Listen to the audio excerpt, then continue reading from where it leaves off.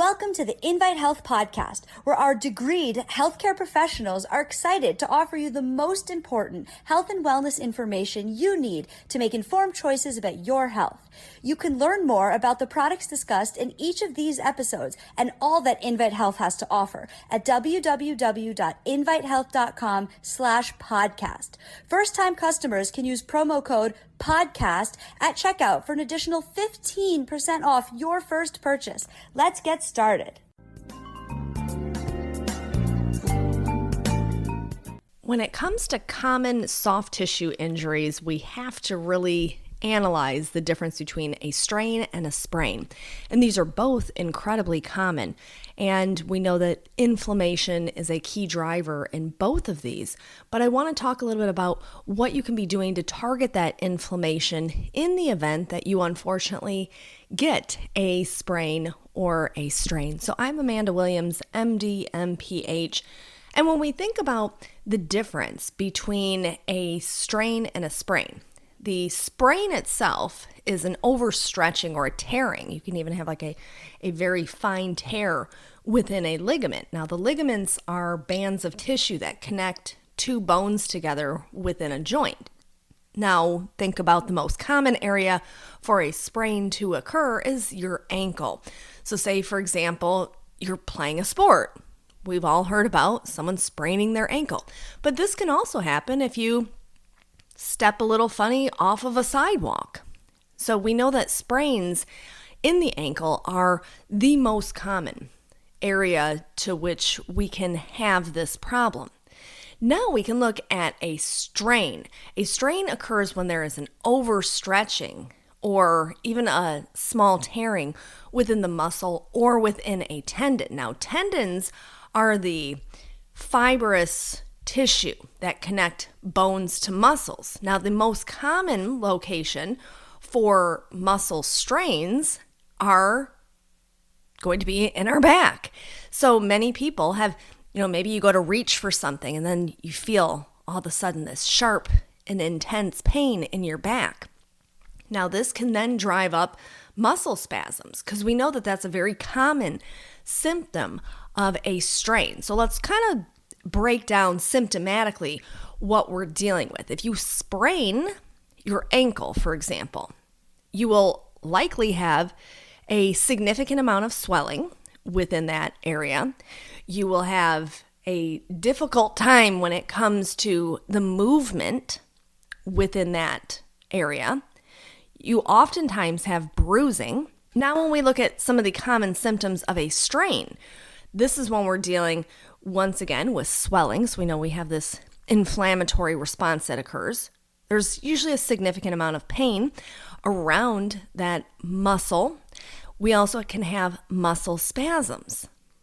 So they're very similar in nature. It's just how exactly they are presenting. Now, seeing that both of these are very common, and when someone is dealing with this, it can be definitely problematic because I've strained my back before, and I know that that is not a fun experience. You're trying to find a comfortable position, and then you feel like the muscles start to go into a spasm mode, and that is never a pleasant experience. So, what are some things that we can be doing? We know that the common thought process when it comes to treatment of a sprain or a strain comes down to resting and icing, limited movement within the area of injury. But we also have to consider the other component, which is targeting the inflammation. Now, standard treatment would be to use an NSAID, a non-steroidal anti-inflammatory drug, to target that pain and to target the inflammation. But what if you're not exactly a big fan of taking an NSAID and you're looking for something that comes from nature? And you said, there's got to be another alternative out there. And indeed, there is. So I oftentimes, when someone is experiencing, whether it be a sprain or a strain, is 3 different nutrients to really help to support. The healing process and to ease the inflammation as well as to ease the discomfort. So those nutrients are bromelain, which we know is very targeted towards that inflammation, horse chestnut extract, and magnesium. Because we know the magnesium is going to help to support the relaxation of the muscles in the area around the injury.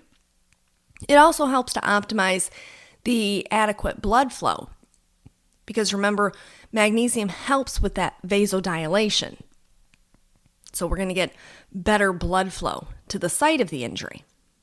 Then we have bromelain, which we know is targeting inflammation in a very specified way. And then we add in the horse chestnut. Now, horse chestnut is really quite interesting because oftentimes we think of this in that setting of the vascular support. So if someone is dealing with something like peripheral artery disease or chronic venous insufficiency. But we also recognize that the horse chestnut does a wonderful job when it comes to easing inflammation. And there are studies out there showing that the active constituent, the plant sterols that are contained within the chestnut itself, do a wonderful job in terms of enhancing the body's ability to downregulate that inflammation. So if someone is dealing with something like hemorrhoids, for example, obviously we want to be looking at the veins HX formulation because we know we're getting that vascular support at the same time we're easing inflammation. So when we think about an injury such as a sprain, then it would be incredibly advantageous to have those nutrients from the veins HX, including that horse chestnut, to really help to enhance the healing process. And then we look at bromelain. And certainly we understand that bromelain has been shown in multiple clinical trials to enhance, once again, our body's ability to heal. We see this in the setting of plastic surgery. Many plastic surgeons now are advising their patients to take bromelain both before and after surgery because it can really promote and accelerate that wound healing process. In the Journal of Medical Science and Sports Exercise, they were looking at how bromelain, which is this proteolytic enzyme derived from the pineapple, has these therapeutic effects on inflammation of soft tissue injuries. So they wanted to really set up a series of tests where they could determine how it was that the bromelain itself was working, and they could see how that proteolytic enzymatic property of the bromelain was working within those muscle fibers, really allowing for the proper healing of those muscles. Now, there have been studies where they have compared bromelain to diclofenac, a very commonly prescribed NSAID.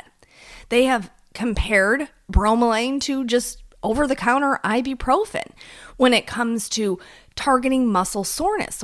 Remember when I mentioned like a muscle strain, such as in your back or your hamstring? They have found that bromelain does a really phenomenal job at easing the discomfort. So this is an area where we know that muscle strains and ankle injuries, such as sprains, are incredibly common. And we want to do everything in our power to make sure that we are enhancing the way that our body can manage that injury. So in this combination of utilizing bromelain, and I always advise taking it on an empty stomach, generally 2 capsules, which would be 1,000 milligrams, and you can take that maybe 2 to 3 times per day. So, either before meals or after meals.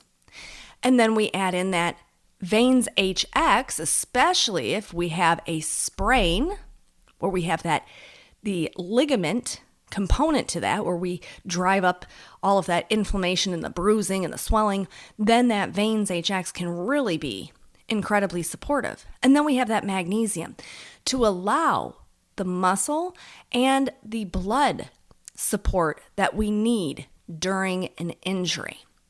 So that is all that I have for you for today. I want to thank you so much for tuning in to the Invite Health podcast. Remember, you can find all of our episodes for free wherever you listen to podcasts or by visiting invitehealth.com/podcasts. Now, do make sure that you subscribe and you leave us a review. You can follow us on Facebook, Twitter, and Instagram at Invite Health, and we will see you next time for another episode of the Invite Health podcast.